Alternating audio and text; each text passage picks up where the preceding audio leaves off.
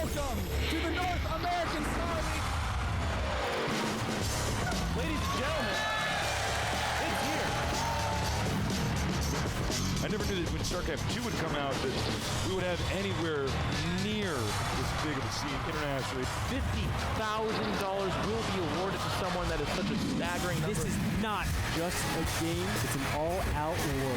40 of the world's top players all competing for the title of NASL champion.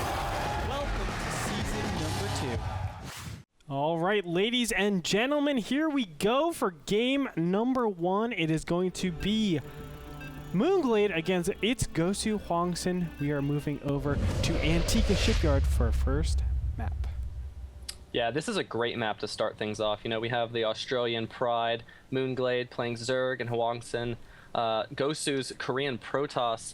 You know, and this is a really good map because it's obviously cross-spawn, so it's going to want to be more of a macro-oriented game. It's a long travel distance between bases, but at the same time, we know that Hwangsin's style is really that aggressive style that he loves to do. He loves doing 2-base all-ins or even 1-base type 4-gate scenarios. Yeah, let's be honest, Hwangsin, we've seen him be really cheesy in the past. I'm sure you've played him a lot in tournaments and ladders, whatever it might be. I've played him on ladder.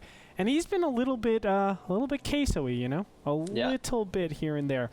And Moonglade, conversely, is not that type of player. We've seen a lot of different styles coming out from him, but I haven't really placed him. I haven't put my finger on exactly what type of style he does. Yeah, I actually feel like Moonglade's style kind of keeps evolving. Like, it doesn't necessarily always stay the same. Like, I used to think he was a very cheesy type of player too, but then he started showing more of macro-oriented styles of play, you know? So I feel like he's one of those players he's kind of roundabout. He can do almost anything. Exactly. He can throw all kinds of different styles. While Hwangsin is more of like a one-trick pony in an aspect because you kind of know what you're going up against the minute the game starts. Yeah, and that's obviously some sort of 1-base or 2-base pressure. So how I would play this out, oh no, looks like we gotta kick this guy. But how I would play this, you know, how Moonglade is looking to play this is to, you know, just play very, very conservatively in this beginning stage. You know, just try to get your expansions up, play towards that later game stage, because you know Hwangsin, he probably has a fourth of the amount of time spent in the long game, in the end game stages, than Moonglade does. Yeah, definitely. I mean, Moonglade obviously is going to want to take this into a later game scenario, while, you know, Hwangsin, maybe he has something up his sleeve that we're not even prepared for, you know? Who knows? It does look like he's starting off with a very safe opening. This is not normal type of opening for Antiga Shipyard, though. Normally we see a Forge Fast Expand or something around that, and this is nothing like that. We have a gateway going down. He looks like he's just going to play on top of his ramp. Maybe he's going to go for maybe a 1-base Stargate type opening into an expand. Yeah, I mean, his pylon positioning is very peculiar. He could even wall off completely with this type of positioning. We'll see where he plays that cybernetics core and how fast he gets his gases as well. That will be a very big indicator on what he does. We can see all Chrono Beasts being used towards that Nexus. He's not saving just yet, although, yeah, that was just the second Chrono Boost so far. So right now we're in a position where Hwangsin is not prioritizing his economy. You know, when you go Forge Fast Expansion, that's when you're really prioritizing those probes, the minerals, trying to get the maximum economy possible for the period in time at the game. But he's not doing that. Instead, he needs to do some sort of aggression if he wants to continue on and play this type of game. Yeah, I really like what Moonglade's doing here. You know, we've seen in the past where Zergs still get that fast gas on this map.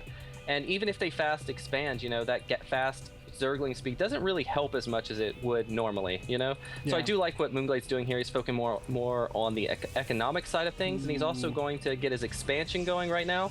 And this Overlord is getting in here and he sees double gas. So he already knows that there's no way he fast expanded, and he is playing for some kind of 1-base type of opening. Yeah, that's a very strong indicator, especially for this time. You're only 4 minutes in, and already the double gas is down by the Protoss. There's no way that you can get down a Nexus, a Forge, an expansion, or a Nexus, a Forge, a cannon, you know, a block, and have double assimilators. It's just not feasible.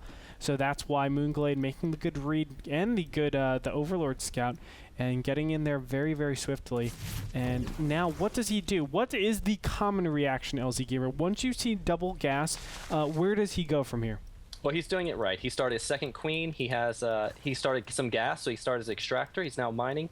And now he's just going to try to get some more intel. So he's going to send out some Zerglings near the front and try to see if he's going to start making a pylon expansion kind. A lot of times they'll do like a 1-gate expand. They'll put another gateway, a forge maybe, and then their nexus. Down here, he's still looking for that, but at the same time, we see that his Overlord is going up to the top, and he might try to sneak around and try to keep seeing if he can scout maybe a Stargate or something along those lines. Yeah, one thing about not having that metabolic boost is it does kind of hurt you in the sense that you can't get that really fast scout. Normally, metabolic boost would have finished by now if he got the extractor really, really early, but still, he could play a little bit more active with his Zerglings. Does he have any Zerglings? Yes, he does. It looks like one is approaching this natural, and what does he see? He sees the Nexus, so that will give him a little bit of, you know, just security, knowing that his opponent isn't doing some sort of all-in, although it could be a hidden huge 5-gate or something like that, and you cancel the Nexus, although we haven't seen that in a very long time. Yeah, and we haven't seen that in a long time, and I don't think we're going to be seeing it come back into play anytime soon. And if that Zergling peeks around, he will see the 2 more gateways and know that that is definitely not what he's doing. So right now, Moonglade could go and take his third, knowing that his opponent is fast expanding. Like, it's perfectly safe now and very standard to go take your third the minute you get a good read on. But it does look like we have an Evolution Chamber being thrown down. We already have a Roach Warren, and that shows you how the style of Hwangsin came into effect. He knows he's a really aggressive player, so he already threw down the Roach Warren just in case of like a 4-gate or something along those lines. He needed to pump out some roaches quickly to defend. And look at that, a 2nd and 3rd gas is going down. The Spore Crawler is up, and that's going to hard counter exactly what Hwangsin is doing. He did a 1-gate expand into Dark Templars, so it's slightly later Dark Templars. What you're trying to do is just catch your opponent off guard. And this is a common thing that we see from Hwangsin, this type of style. And again, Zeri's gotta get... We're gonna have to kick him. Yeah, we're gonna have to kick him. We need to life ban him. But that being said, I mean, this Dark Shrine is definitely going to be hard countered by the Evolution Chamber, well, the Spore Crawler that already exists now. Yeah, and see, because of this, the timing of these DTs and stuff, it's actually going to stop. It would actually counter kind of Moonglade going for that later third, right? Like if he went and made a third now, those DTs would be up in time to deny it because he doesn't have a layer completed yet. Yes. So Moonglade did play the smarter path and got that faster layer, which is going to initially do a harder counter to these DTs that are coming his way. Yeah, we already see up to 4 gas now. Moonglade might actually go for some sort of Spire tech. I'm thinking, yeah, there that Spire goes down. So what do you think about 2-base mutas on a map like Antiga Shipyard? I'm actually not a big fan of 2-base mutas in any map.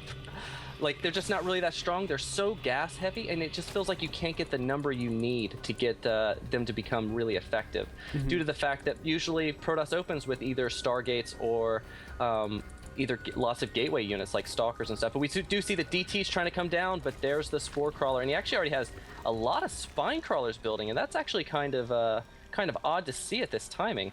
Yeah, I think it's actually a tell saying, okay, well, he's banking up in some sort of gas. Normally we see a lot of roaches and Zerglings come out at this period in time, but now that the Spine Crawlers are out, he might be like, oh, okay, well, my opponent is probably going those Spine Crawlers because normally you see mutas after that. We'll see if Hwangsin actually takes that into account. He is going Blink Stalkers, which will help quite a bit against mutas, but, you know, I think this is a good response, I think, whatever Hwangsin is doing right now.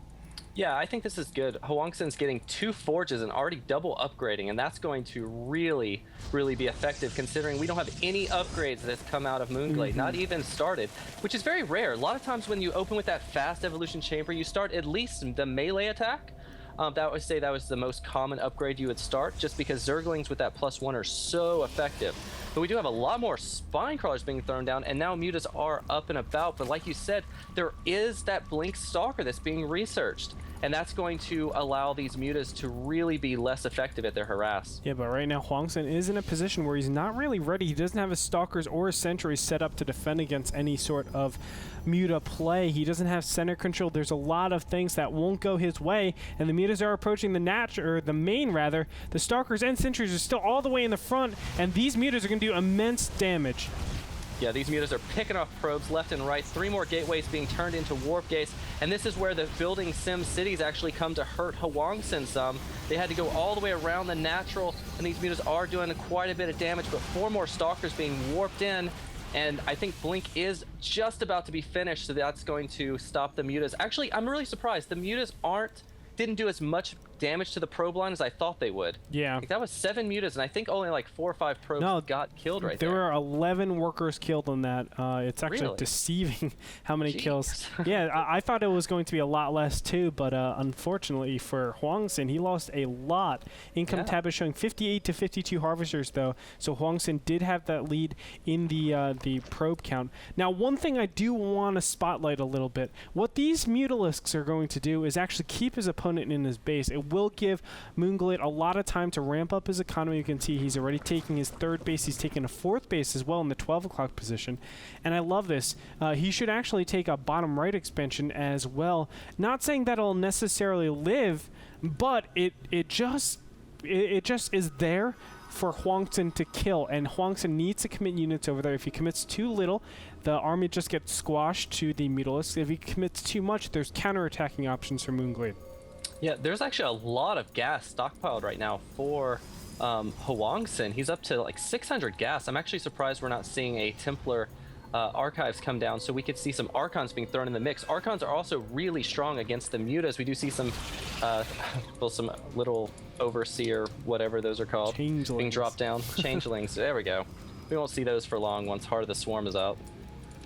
Yep, and in the back there are a lot of spine crawlers getting ready to deal with this army. Now, one thing, you mentioned it before, the upgrades. The upgrades for Hwangsin is really strong. 2-2 are coming out from him, whereas the weakness of going Zergling mutas are actually upgrades. And I always say this time and time again, I play Protoss nowadays, and I'm finding that, you know, a well-upgraded Protoss can deal with a mutaball not easily, but I think most optimally, because you're in a position where the mutas, it's so costly to upgrade the mutas and the ground, like the Zerglings and things like that. So you can really take advantage of these upgrades, just get a big army and then push out. We'll see what Hwangsin does. We can see he's trying to cut off all these mutas. Right now is a great opportunity, I think, before any upgrades kick in, for him to actually push out and utilize his army to its maximum potential right now. Most definitely. And we do see that Hwangsin looks like he's setting up for a 3rd base, and this is something that I haven't seen from Hwangsin in quite some time. Looks like he doesn't mind taking this into a later stage of the game. The Nexus does go down. We do have quite a few mutas here, though. That's a lot of mutas, and he is getting ready to do maybe a little attack because he has some Zerglings set up as well. Here comes a little bit more pressure from the mutas, but the Blink Stalkers are gonna blink, and there they go. Ooh. The Nexus is killed, though, but only 1 or 2 mutas actually go down in that, so that was a good trade for Moonglade. Yeah, the more and more he can just delay that economy from his opponent, the better it is for Moonglade. Of course, he's already at 4 bases, and these 4 bases, they need a couple of minutes to actually materialize and get their worth, because they have to pay for themselves first. It's a very hefty investment, the 300 minerals, the initial drone, and then just getting all the drones to saturate. See, the mutas are pushing in here. Oh my god, big pylon powering 3 gateways, 2 forges, and a dark shrine. All those will be unpowered. That is such a big production loss for Hwangsin. Very unfortunate. Yeah, the Artosis pylon strikes again. Yeah, but we do have some Archons now thrown in the mix, and this is going to help huge on these actual big battles, because Archons are such a good counter to Zerglings and mutas, but the mutas are coming into this 3rd again. Never mind. They decide to go for those destructible debris, so the Zerglings can get in and help as well with the harass. You know, Hwangsin has a scary-looking army.